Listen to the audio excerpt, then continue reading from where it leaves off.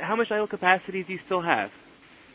Well, if I look at polyurethanes, we have about 170,000 metric tons of capacity. I would say that we have zero capacity in TiO2.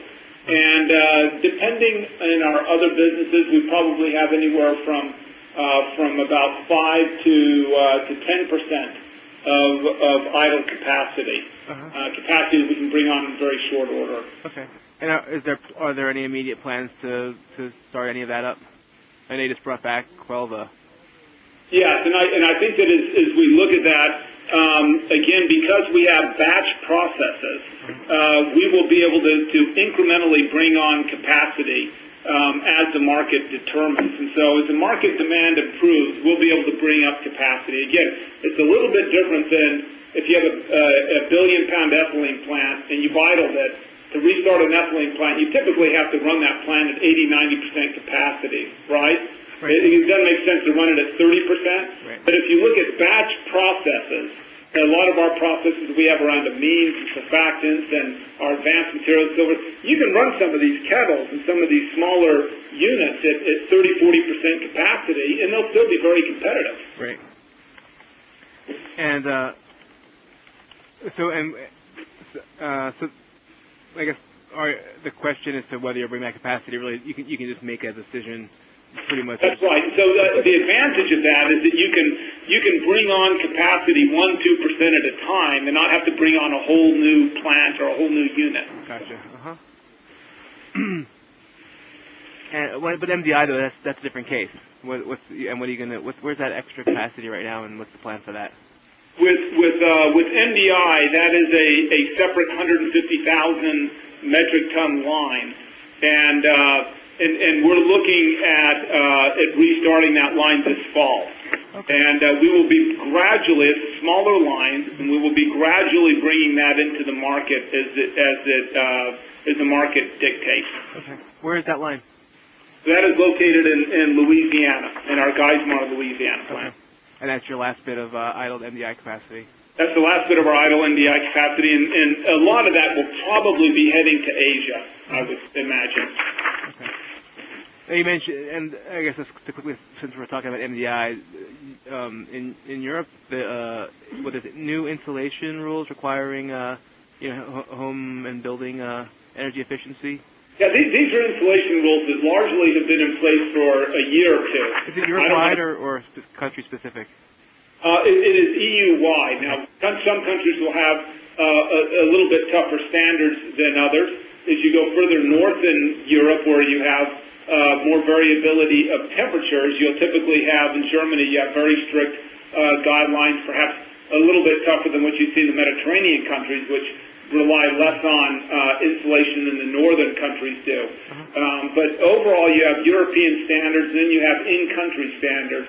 And most of those standards, you start to see the effect of the demand on that, usually a year or two after the legislation has been approved. So I don't want to sit here and say that the laws changed in the first quarter, we're seeing the effect of it in the second quarter. These are ongoing changes that have been coming about the last 2 or 3 years, and we continue to see the benefit of demand from those changes. Right.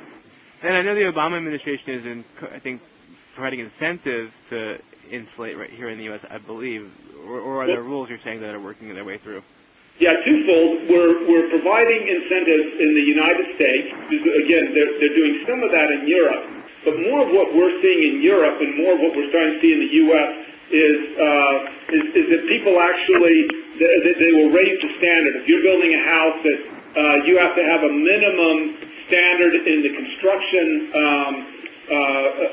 materials of having insulation factor of X, Y, or Z.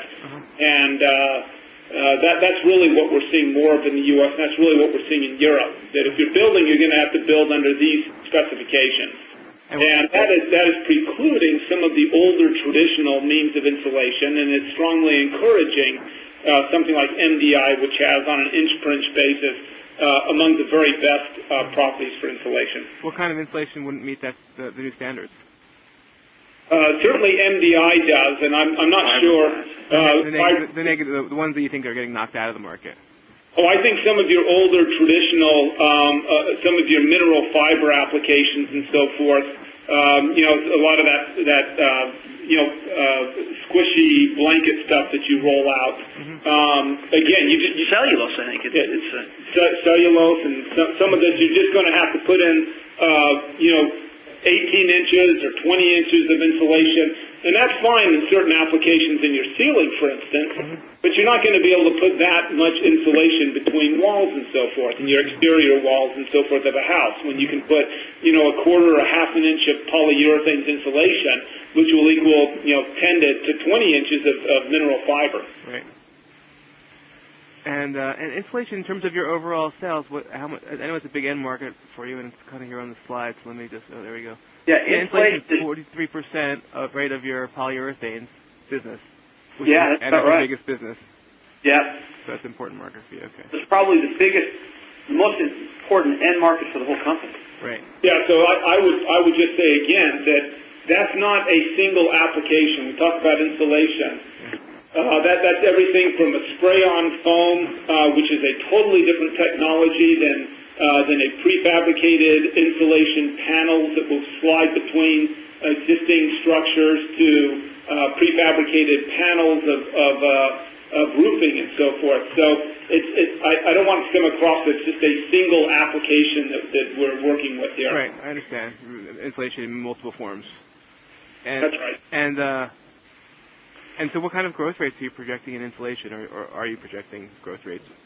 Oh, I'm not sure that there's really an industry growth rate here, but I would suspect that particularly if you're going to see $80 crude oil and more energy-conscious consumers around the world, I would think that you will continue to see the sort of growth rates that will be in the high single-digit, low double-digit rates in North America and Europe, and probably very, very close to 10% growth in the Asian markets. Again, on a yearly basis, you'll see some lumpiness in that number.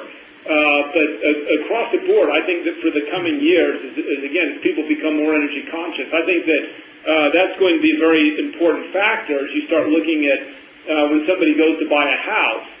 They're not going to just be wondering how much does it cost to get a mortgage for the house, but what's the utility bill? As we pass a lot of the legislation that's pending around greenhouse gases and alternative forms of wind power and so forth, that's going to force utility bills up in the coming years. And I think people are going to want to know, on average, how much does it cost to insulate, to keep my house cool in the summer, to warm it in the winter? And obviously, if a home builder can say, my house is going to have utility bills that are 20-30% lower than a comparably sized house down the street, that's a real selling point. And that will be not just new construction, but also existing homes that are being retrofitted. And you had 17% volume increase in polyurethanes year over year and 38% quarter on quarter. So that's obviously above even what you're forecasting.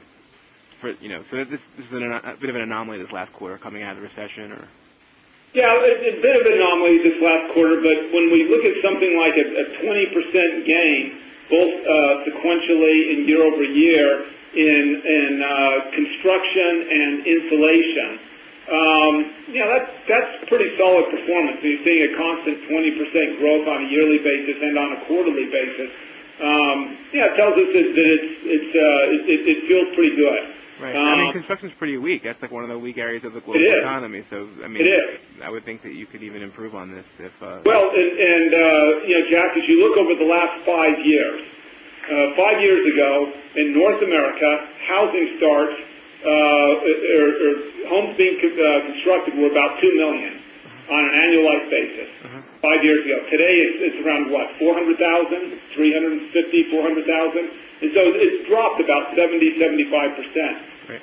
The amount of MDI used in a home on a per unit basis, again, not talking about all homes, but just on the average home, the amount of MDI that's used in a per home basis has increased during that same time period by about 150%. So, we've continued to see MDI being a favorable product for building materials. It's found new applications, and it's also displaced older materials, less efficient products. So if you see housing get back to 50%, so let's say it gets up to 800, 900,000 units, which would be doubling today's level, but still less than half of where we were 5 years ago. I personally don't think that we necessarily get back to that 2 million anytime soon, but we ought to be getting back if the economy picks up in 2011 and so forth. People are talking about housing going back to maybe 700,000, 800,000 units. We'll actually be selling more MDI in housing in North America at 800,000 or 900,000 homes today than we were selling MDI in 2 million homes that were being constructed 5 years ago. Right. Does that make sense? It does. And so it sounds like you'll need more capacity. Well, I'd like to see our capacity in North America stay in North America and not be paying shippers to take that capacity to Asia. So if you look at that capacity coming on in North America, ideally I'd like to see that product remain in North America. So we've got plenty of room to be able to expand the capacity in North America here. Okay. Is that in Geismar? Yes. Is that your sole MDI location here? Yes. Okay. Okay, great. And, I mean, is there any immediate? Is there a timeline on any expansion? No. We continue to look at obtaining building permits in Asia to expand our business there. But again, that's all subject to government approval, and that's several months out just to be able to to get in line in that approval process. So that still is some years away before you have new capacity. We're not in the process right now constructing new capacity in MDI, and that's a 2+ year process. So that's quite a bit of time that it takes to add capacity. You guys are number one in the world in MDI? No, I believe that BASF has that position. Okay, you're number two. I believe in MDI we're number two, but we certainly would be would have the most cheerful people. And that's always important. That's always very important. And let me ask you about your cash forward from your settlements. It was $1 billion, and now it's down to $773 million this quarter, right? I think because you paid down some more debt. Is that the plan going forward? It sounded like you want to get down to that 2.5 times net debt to EBITDA level. And Kimo, you were saying that's about a $500 million more of debt repayment. Is that where your excess cash is going to go going forward? Yes. Listen, we'll continue to invest in our business through capital expenditures and some bolt-on acquisitions, but I think that gives us plenty of excess cash flow to be able to, over the next 2 or 3 years, whittle away at that debt number. No, because I mean you were looking at the Tronics acquisition. Is there anything else like that you're on the table or that you're considering? Nothing that we are ready to announce publicly. We're always looking for opportunities, but we're cautious, and just like with Tronox, we're not going to chase something and overpay for it just because it's out there and it may be a good fit. We're going to be disciplined in how we spend our capital. Okay. But are there always opportunities out there? Sure, there are always opportunities, but I think that just looking at our track record of the last couple of years, I think we're pretty cautious. Right. And of course, the money came from you were gonna sell the company. Is that still something that you're pursuing or considering? No. Does John still wanna? No, I think that as we look at the market today, and as we look at our plans going forward, this board of directors and this management team is solely focused on creating shareholder value by expanding our business, by creating greater margins, and by focusing on growing the business, not selling it. Okay.